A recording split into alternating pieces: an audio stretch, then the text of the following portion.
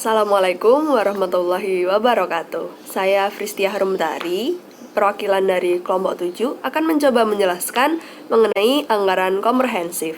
Stay tune. Komprehensif artinya menyeluruh, sedangkan parsial artinya sebagian. Nah, anggaran komprehensif artinya anggaran yang sifatnya menyeluruh atau keseluruhan. Anggaran komprehensif ini disebut juga dengan master budget atau anggaran induk. Nah, anggaran komprehensif ini terdiri atas anggaran-anggaran parsial. Anggaran parsial apa aja? Ada anggaran penjualan, anggaran produksi, anggaran biaya pemasaran, dan anggaran-anggaran lain yang mendukung atau membentuk anggaran komprehensif ini. Dalam penyusunan anggaran komprehensif, perlu diperhatikan bahwa anggaran penjualan adalah dasar bagi penyusunan anggaran-anggaran lainnya. Jadi, ketika kita menyusun anggaran komprehensif, maka sebelum kita membuat anggaran produksi dan anggaran-anggaran lainnya, kita perlu melihat rencana penjualan. Nah, mari kita tekankan lagi bahwa anggaran komprehensif adalah anggaran yang menggabungkan keseluruhan rencana kegiatan dalam sebuah perusahaan. Nah, anggaran-anggaran yang parsial tadi berhubungan erat antara satu dengan yang lainnya, sebab itu akan menjadi dasar untuk operasi perusahaan di satu periode atau di masa mendatang. Untuk lebih memahami materi ini, mari kita menyimak contoh soal berikut. PT Indomebel adalah sebuah perusahaan produsen meja. Produk perusahaan ini adalah MT, MK, MB, dan juga MM. Pada bulan November 2008, Departemen Anggaran perusahaan ini menyajikan data-data yang akan mengestimasi anggaran perusahaan untuk tahun 2009. Data-datanya tidak akan saya pasang di sini. Mohon untuk teman-teman sekalian menyimak data-data yang ada pada presentasi yang telah disampaikan di e-learning. Untuk membuat anggaran komprehensif, pertama-tama kita akan membuat anggaran penjualan. Diketahui bahwa perusahaan merencanakan menjual meja tulis sebesar 10.000 unit, maka kita substitusikan ke volume total MT sebesar 10.000. Kemudian pada volume penjualan per wilayah di kolom DKI, meja tulis sebesar 3.000 didapatkan dari penyerapan Pulau Jawa sebanyak 30% di Jakarta, maka 30% dikali dengan volume total sebesar 10.000 didapatkan hasil 3.000. Kemudian untuk nilai penjualan adalah harga per unit dikali dengan volume total sehingga didapat nominal sebesar 2 miliar rupiah. Begitu seterusnya untuk MK, MB, dan juga MM. Kemudian untuk anggaran penjualan perwira niaga, setelah kita mendapatkan angka 3.000 untuk volume penjualan di DKI Jakarta, kita dapat mensubstitusikan target penjualan sebesar 60% dikalikan 3.000 pada wilayah DKI, sehingga diketahui anggaran penjualan wiraniaga Koming sebesar 1.800. Begitu pula untuk Lindon, Manto, Nanang, Omar, Parto, Ratno, Suparman, dan juga Tarman. Setelah selesai dengan anggaran penjualan, kita baru bisa mengestimasi produksi untuk tahun depan. Pada anggaran produksi, diketahui bahwa persediaan pada awal tahun 2009 produk MT sebesar 2.400, sedangkan diketahui bahwa volume penjualannya sebesar 10.000. Lalu diketahui juga bahwa persediaan akhir pada tahun 2009 sebesar 600, maka diketahui volume produksi untuk anggaran produksinya adalah sebesar volume penjualan ditambah dengan persediaan akhir lalu dikurangi dengan persediaan awal.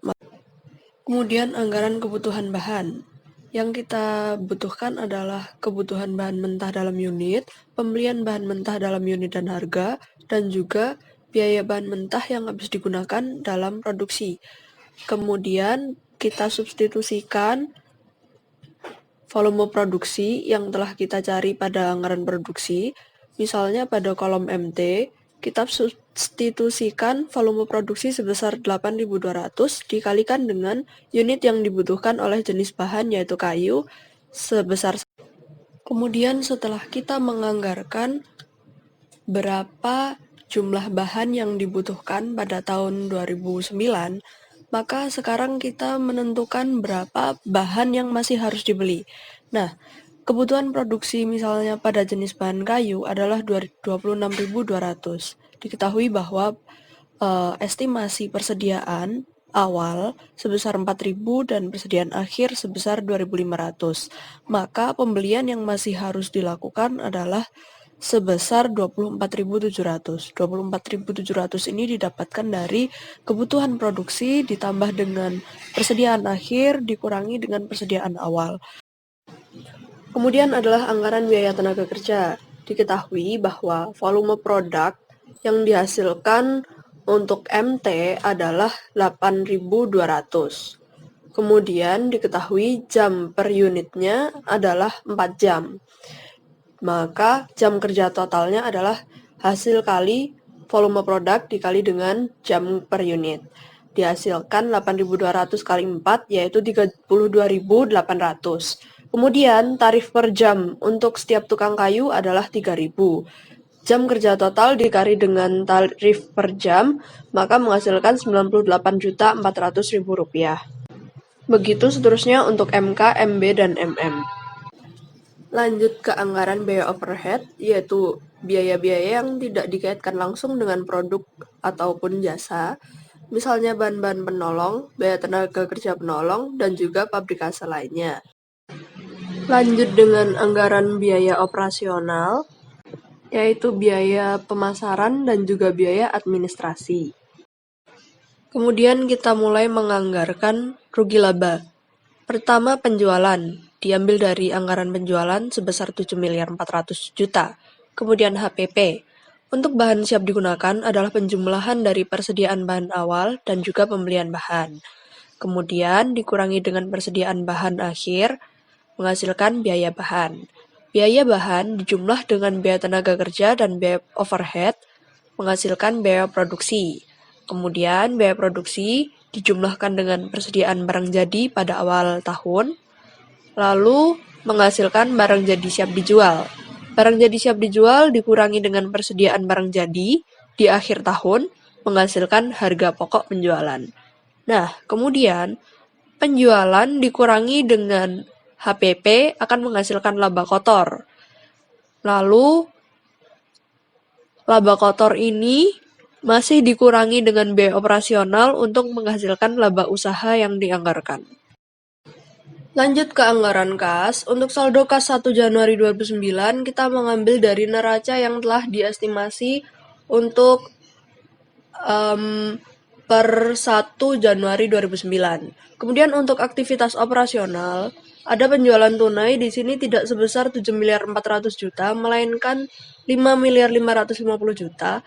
Ini diambil dari estimasi bahwa hanya 75% yang akan dibayar untuk penjualan tunai.